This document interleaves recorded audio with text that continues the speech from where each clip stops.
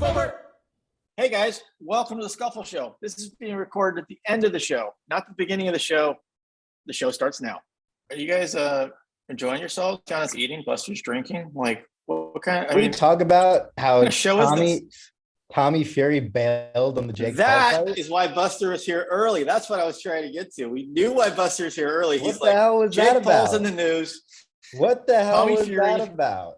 And now Tyron Woodley is back in the mix. He's getting another big check. I'm pumped for him. I think this is a better fight than what the other one was going to be, but I was excited to see it regardless. No, this will be good. And speaking of Tatiana, where she's looping and replaying the video when she was jump roping, now we get Tyron Woodley's rewind, exact same comments, exact same game plan, exact same talking points on every fight. I'm going to knock him out. He's never felt power like this. I'm training harder this time. Is it true? Or is he just stuck in a loop of, this is what I say leading up to a fight, and then when I get into the fight, I have a harder time pulling the trigger as much as the fans would like me to. And then after the fight, win or lose, I say I won, and then we do it again. What do you think, Tatiana? All right, Buster, what do you think? Tatiana was like, he's in a loop of Tatiana, he's in a loop of making money. That's what he's in a loop of. It doesn't matter. Will he get that extra $500K for knocking out Jake Paul? Oh, probably not. If he knocks, I mean, that would be great for a third fight if he did.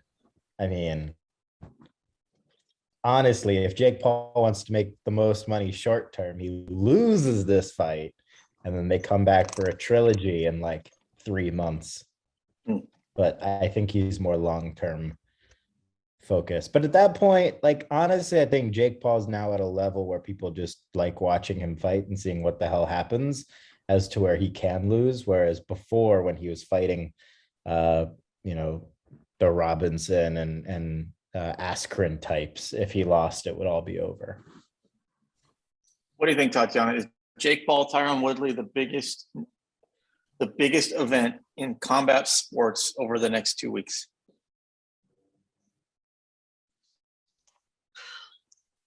No. I mean, it's hard. It's like, I'm not really that excited for it. You know, it's not like anything against Tyron or Jake. It's just like, we seen the fight the first time, and I maybe just don't see it going another way unless, Tyron pulls the trigger. So I don't know. You think it'll end up differently or the same? But I am excited for the Dustin Poirier versus Charles Oliveira fight. I am very excited for that fight. That'll be good. Actually, so speaking of that, I was just reading an article. Oliveira's coach thinks Poirier is scared. Is it possible for a fighter at this level, like, are fighters scared of each other, or to get to this level, do you have to be scared of no one? Well, I don't think you're like, I don't think it's ever like necessarily like scared of the person. I think people are just like fearful of sometimes like the outcome of what the fight's going to be, right?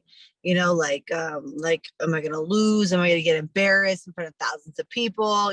Like, it's just like stuff like that. Like, I know for me, I just don't really, I think it depends on the fighter. Like, some people really think those things.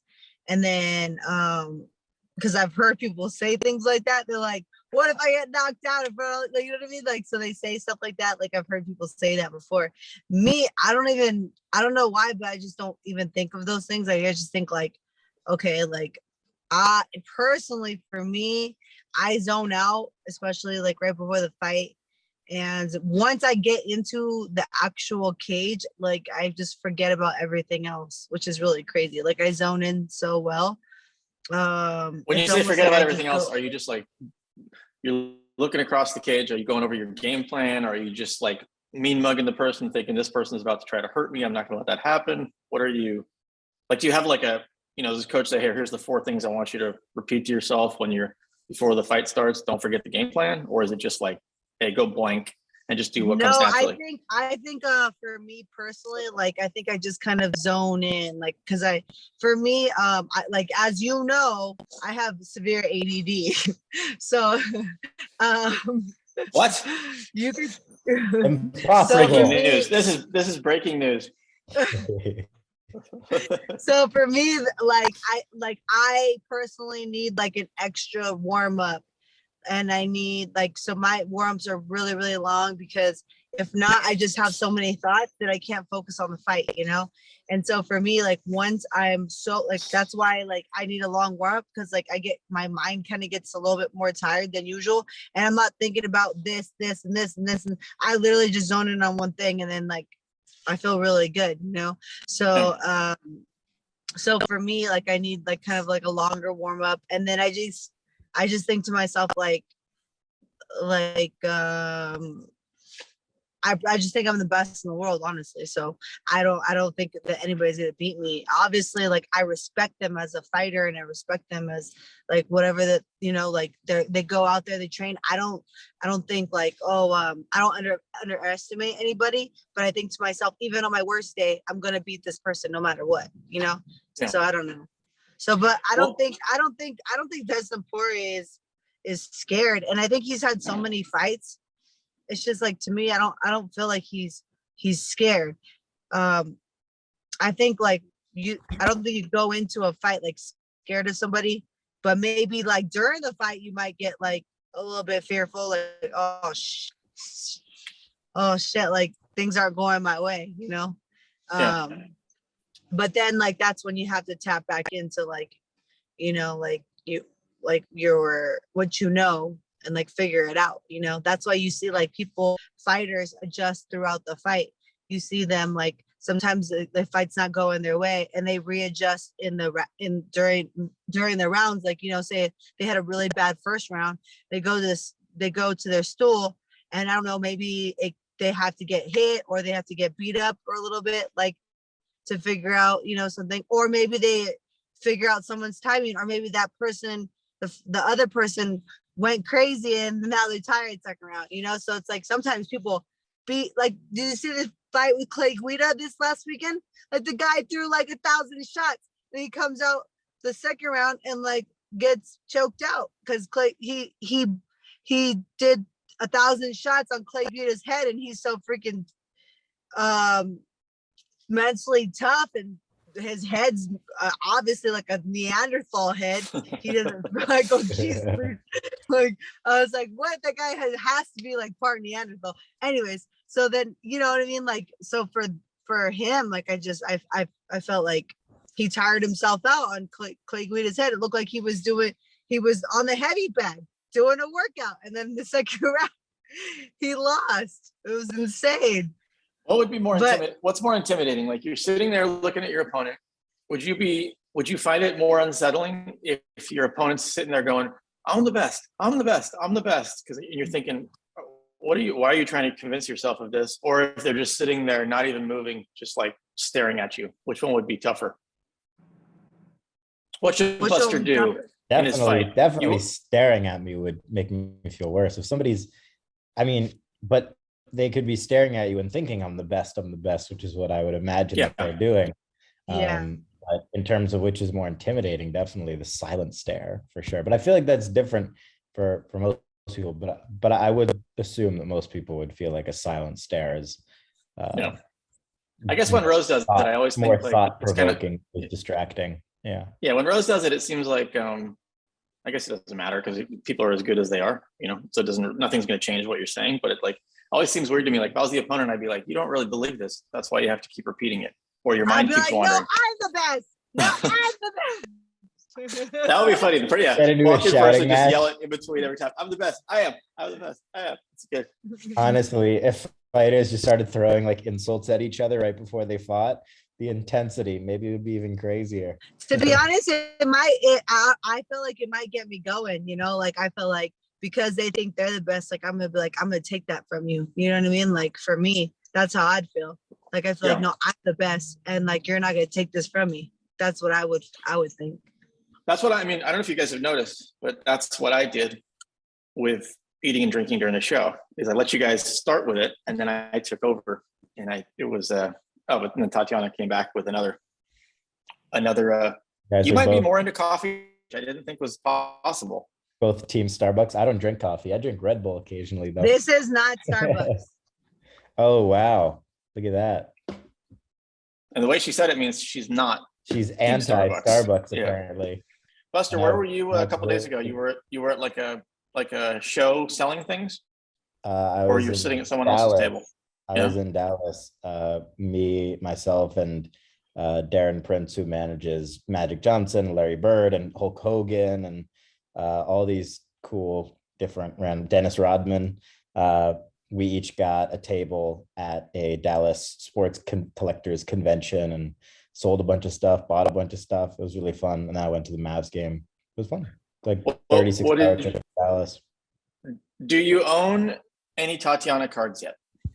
I think I bought one. I think when we were texting back and forth about it, I know, I can't got, remember like, if I one of- did. I got like one of the blue prisms, I think, numbered to 199. Because Nice. she's in you're in the 2019 UFC prism. So there are some on eBay. Maybe after this episode there won't be any though. They might be all gone. Tatiana, do you know anything about Yeah. your cards? Do you remember being on a UFC card? Or do you even care? Do you look at it?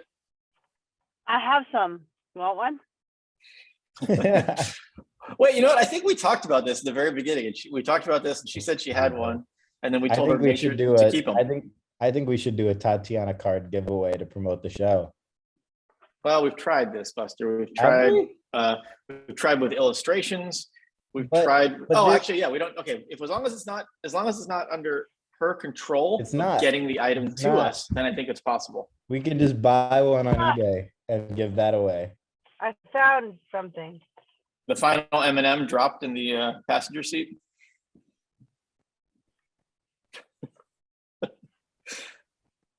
Oh wait, what? What? You just pulled them out of your car? You got to take care of those. You can't like let them get bent. You got to make sure the corners are in good shape. They're all PSA ones. Where are they? In your glove box? They were in my fanny pack. Yeah, you got to put those in some kind of plastic Sleeves and holders, plastic. sleeves, and keep them in good shape. I feel like if I keep them like that, like they're worth more. I'll be like, they were in my fanny pack for a whole 2 years. Is that how Yeah, long some- they've been in there? some Extra provenance. No, it hasn't been 2 years. It's only been like a few weeks. So what happened? They say, "Hey, sign these," and then they say you can keep this many. Yeah, sometimes people give me cards. Hmm. Yeah. Are they expecting you to There- sign you it know and give that it they back? have- Did you Yeah, know they should that just I never had send them back. Yeah, there's probably a Twitter group that's like, she never sends the cards back. She's Tatiana, they might be sending them to you to sign and give back Yeah. to them. She's like, why is No. there an envelope? Why is there another envelope in this envelope? This makes no sense. No. They're It's so they'll nice write of me a them to note. give me my card. That's funny. No. They'll be like, they'll sign me a card, right? Or cards. And then they'll write to me a letter and they'll be like, oh, your big fan, blah, blah, blah, this and that, all this nice, beautiful things. And then at the end, I'll be like, P.S. I put an extra card for you. And then I'll be like, oh, okay, they gave me one card, so I'll take one of the cards. Oh, then send the other one back. Sign and send the others Yeah, back. and I sign the other ones and then I send it back. Oh, nice. How do people find the address? Send it to the gym. Yeah, I have a gym. Like I just have them send it to the gym. Gotcha. When I was a kid, way back when, there was a book you would buy. You would just buy a book, and it was just listed the addresses of famous people. And I would just send index cards and trading cards to like so many people, and then most of them would come back at that point. It was pretty cool. And then I left to my parents' house. I'm not sure what happened to them all. Oh no, they're probably worth a lot. I think they would have been. There was like, yeah, Joe DiMaggio and Oh, all wow. people like that. You got DiMaggio to write back to you? Yeah, I mean, I think it was like, I think it was just different back then. I mean, this is in the 1940s, Pretty cool. so people were much, no, I'm kidding. You were not The, alive in the 1940s. You guys are both doing the math in your head, which is kind of insulting, Yeah, but that- it's fine. you would have to The, be, what, at least 81 right now. Well, to be All right. conscious, you'd be 85. off my future self and back to fighting. Should Kayla Harrison sign with UFC? Do you think if you were her, would you go to the UFC? I mean, I guess it'd be good for her because I mean she would get more marketing, and then she could maybe get that fight with Nunes and then take the fight. But I mean, I don't really know. She's kind of a big girl. Can she make 145? What does she fight at usually? One I would. She My fights dog at is 155. Oh, so yeah, she would have to cut weight. And also, when you said get that fight with Nunes, I think you've given away your prediction for this upcoming fight. Yeah, she's listed at 165. Oh, so she would have a no, because that's 135. That's bantamweight. So Nunes has the belt at 135 at 145. So I didn't give my pick away yet. So did you guys catch the fights last weekend? I didn't. Neither did I. Tatiana, it's all on you. What was the big take? What was the recap? What did we miss? Actually, no, that's not true. I did watch Aldo Font. I did watch that. I was so confused on what time it was started, and then I made it back in time for Aldo Font. I've always been a huge Aldo fan. I mean, we sponsored him way back in the day, and I've always thought he was so nice. I thought it was messed up, his whole Conor interaction, like kind of how that changed the perception of him, like from that one fight versus like the entirety of his career. Yeah. I was impressed with Font as well, but Aldo is just tough. I mean, his defense is so good. Like the way he blocks things, and he loads up on these punches. He's got so much on him. It just seems like he's in trouble, and then it's like, dang. And then, so that was a great fight. Yeah, it was a good fight. I was really impressed with his endurance of the fight. I felt like he was tired, but he was like, he dug deep. He got those takedowns. I feel like the takedowns really helped because it's like he was able in some positions just to kind of like hold position, so it gave him some time to rest, I think, because it wasn't like he was like throwing heavy ground and pound, so he was kind of like able to kind of rest on the bottom a little bit, do some transitions, but not really blow out his arms, because he wasn't like throwing heavy shots or anything on top. He wasn't really doing any type of like ground and pound or anything like that. So I mean, it wasn't like he was tiring himself out. So I think that was a good thing for him. And I think it was because Rob got dropped a couple times, but Rob's his striking is just looks good to me. I just the grappling exchanges were Aldo was just slightly ahead in the grappling exchanges in that fight. And then we had Clay Guida, which I talked about earlier. And then talk about the guy Chris Curtis. He beat Phil Hawes like I think maybe like 3 weeks ago, and he took a last minute fight, I guess, and then he fought this Ellen dude, and that Ellen guy's pretty tough, and I was like, oh man, it's a tough matchup. I'm very surprised that he actually took the matchup, considering like how tough that guy was, and him just getting to the UFC, but he did, and then he ended up knocking that guy out, and I'm sitting there like 2 knockouts, 2 50K bonuses. I'm like, this man's limit. Like, and I supposedly he said he was about to retire from MMA. Like he was like I'm not making it to the UFC, so I'm just, you know what I mean? So pretty crazy. How amazing was that? Like, that's such an awesome story, right? Like this guy was about to give up, and he ends up getting like 100+ K in like a matter of like 2 months. Crazy. Yeah.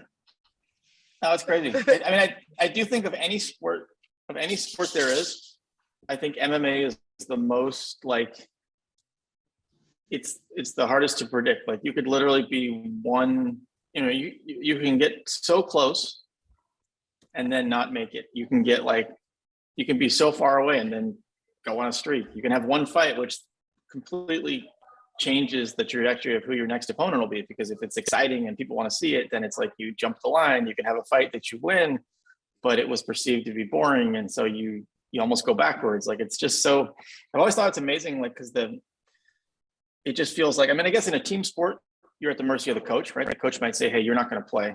But MMA is something where you actually are an individual controlling it yourself. You actually have such little control of the progression compared to other sports, which always just seemed like it makes it so hard, especially when you get to know fighters watching them. Like, you know, like how much is on the line, because you know how hard it's going to be. You know, a loss sets you back more, you know, or it's fascinating. Yeah. So like the mental toughness and like and I'm sure it obviously fluctuates of like not wanting to do it, wanting to do it is like pretty amazing. Yeah. I always, you know, I kind of had that, thought, these kind of thoughts when I was at the training center, because I was always, you know, like, I was always a top girl, you know, and I was always number one in the nation. So I saw these girls who were like number 2, 3, 4, you know, and then they would come to practice and they would help us like for our world championships. You know, they would come as our training partners. We'd pick a training partner, and then we would go and we would wrestle the world championship. They would go and just help us. And I always thought like, man, that's crazy that they like stay and stick around, like, because it's like they're not able to, you know, get paid as much or at all. And they're not able to like wrestle in the world championships. Like they work really hard like all year, but then at the end of it, they don't even get to, you know, show off their skills or anything. And I always thought to myself, like, that's crazy that they have like that mental perseverance to like stick with it, even though you're not like at the top, or, you know what I mean? So Yeah. I think that's kind of where I'm at right now. Like, cause I know I'm the best, but I can't really show it, Yeah. you know? So, yeah, pretty crazy. So now I guess I'm in their shoes.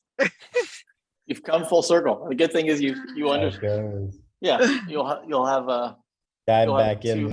two Like perspectives. people were like, I remember when they took me out of the rankings, they're like, they took you out of the rankings. Like, how do you feel? I'm like, I don't feel any type of, you know what I mean? Like, to me, it's like, I don't feel like rankings are going to make or break my career, because I mean, I know I'm going to come back at some point, you know? So it's like, I might be out of the rankings now, but do I really care if I have to win a few more fights, you know, do I really care? No, I don't care.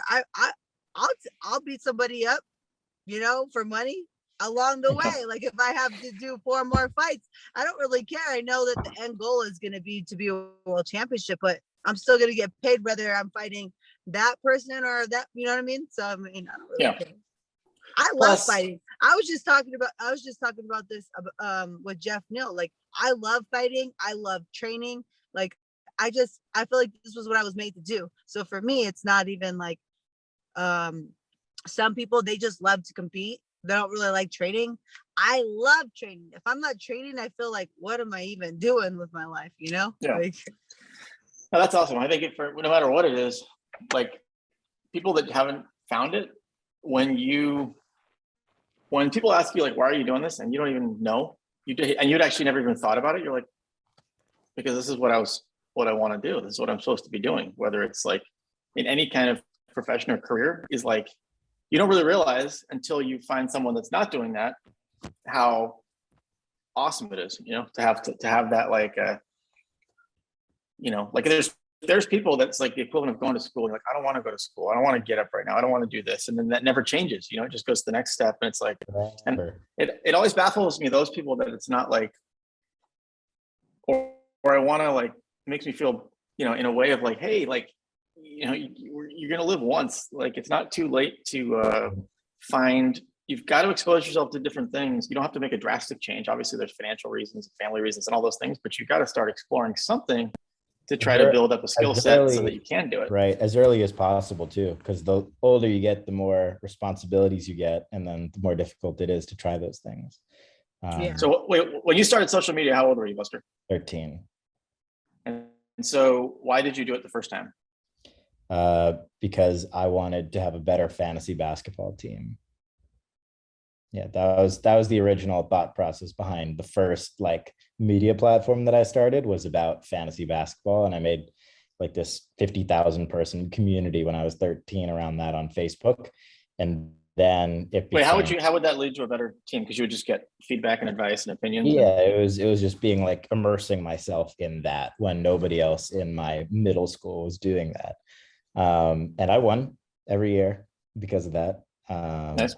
People were asking my advice on things, you know, so it completely went full circle there. And then it became to have like the biggest basketball platform, which I did at the time on Facebook, and then again on TikTok. But that, you know, those goals sort of change. I don't have like a thing like Tatiana where it's like, I want to be the world champion in X thing. It's like, I have the goal and there aren't as many people competing with me for it, nor have the sort of things at my disposal because of the years I've put in something that's brand new and didn't exist prior to that. So I can do a lot of things that other people can't do quicker, and I can just make new goals. Yep. Whereas like with fighting, I mean, that goal, I imagine Tatiana will never change as long as you're fighting, right? It's like you want to be the world champion, and then you want to be the world champion. And then if you're the world champion, you want to stay the world champion. And then if you're not, you want to be the world champion. So it's, I think, you want to do double champ. Ooh. Right. So there, it's all just different levels there, but it's different. Like Nick, how do you feel? Like what is the difference there? Because I feel like sport is the only thing where that's the case, where it's like one definable goal that doesn't really change. Yeah, I mean, even if it's not the goal, I look at it like, and you hear stuff like this all the time of like, I don't really know what day of the week it is, because I'm not like, oh, I have to do this Monday through Friday, and now I get to do this on Saturday and Sunday, right? It's more like, wait a minute, what I'm doing Monday through Friday is the same thing I want to do on Saturday and Sunday, right? So it's more, I think it's more just like, it's not even a conscious thing, it's the subconscious thing of not even realizing that, like, until you realize like, oh, I'm just doing this because I want to do it, right? Whether it's no matter what that thing is. But I just think people get stuck on like, I haven't found it yet. And it's like, well, have you, you know, like, I guess because you don't know that that's an option until you have it, right? And if you're used to just doing things because you have to, you never thought that there might be something that you might actually want to do. There's little things you want to do, but you never thought you could put it all together where you just feel like you're just doing every day instead of like segmenting it off. And I don't want to do that. Don't want to do that. Don't want to do that. Pro sports and fighting, I imagine, are one of the most, especially single player sports, are the most difficult to do that in, because you need to get so good to be able to even realize that that's a possibility. And for things like fighting, for tennis, for, you know, obviously like boxing and things like that, and golf, there are so few people who are like the people who you know in the sport. Unlike even like baseball, like it's still insanely difficult, but I imagine that's only increased for single player sport. But sports with judging, I think, would be the hardest, because like a sport like tennis, you play someone in tennis and you beat them or you lost, and like if you beat them, you know you beat them, everyone knows you beat them, and logically you go on to the next round and go to the next round. Or like, you know, anything with like I don't know, anything where there's a score that you have control of, you just have to get more than your opponent, or you have to beat some swimming, you have to swim faster than everyone else. Right. You won or you didn't win. Faster, yeah.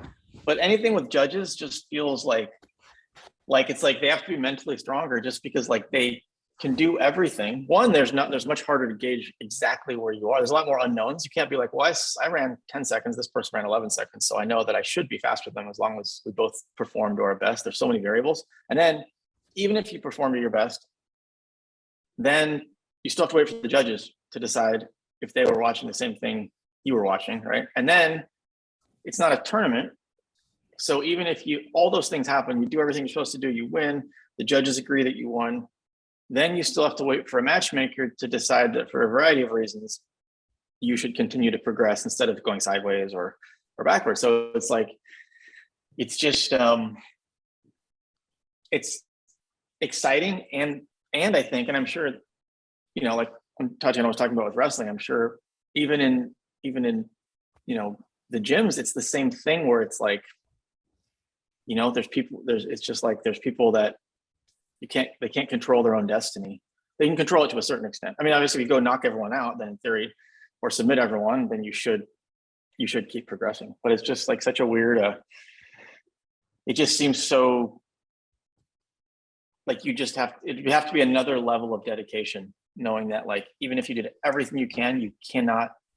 Like you couldn't say, oh, you know what, I want to win 5 fights in the next 15 months, and like I'll be here, because like you don't know if you'll get given those fights, or Right. There so are a many lot of things. variables to even get there. Can we talk about Conor McGregor? Because he doesn't look like the same person anymore. I don't know who that is. Yeah. He looks, I don't even know. He just looks like a different person. It's the weirdest I don't know. thing. Yeah, I'm so I don't know what weight confused. class he's going to come back at, but it's also He's a heavyweight now. I mean, I'm pretty sure Conor strikes me as like, I mean, we all have that friend where it's like, hey, let's take a picture. Hold on a second. They go do some push-ups, right? Or, oh, there's a party. So they go in the bathroom doing push-ups and squat. They come out, go, what's up? I think Conor's like, probably. He's that guy. Yeah, I mean, he's, Face hold on. looks bigger, All right, though. take the picture. Yeah. His face doesn't look the same.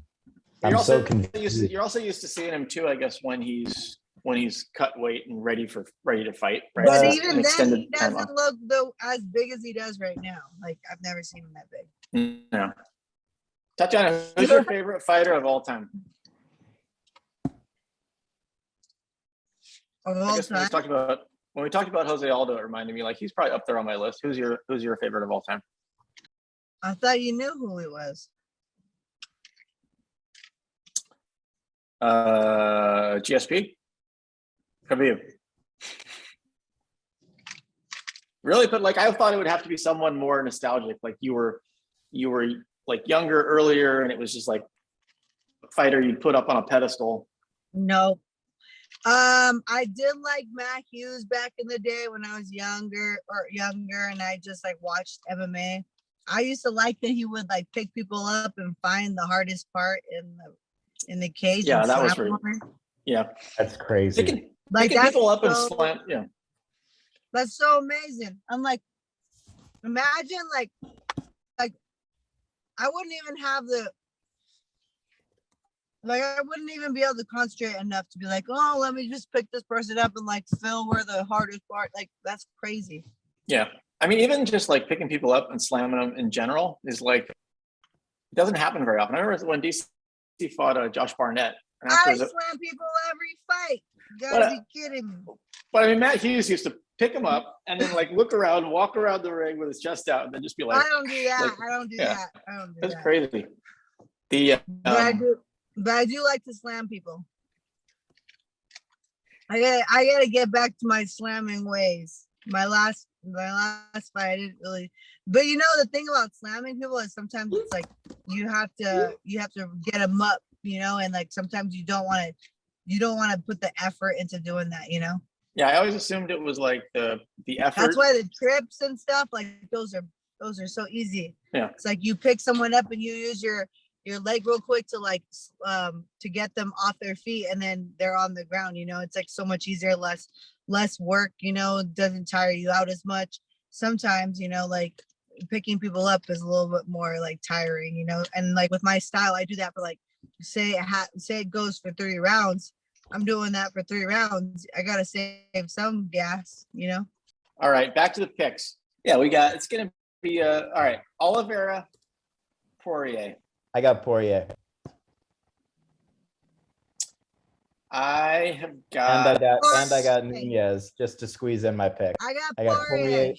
I got Poirier and Nunez. Well, Nick, that leaves you with Oliveira. I'll take Oliveira.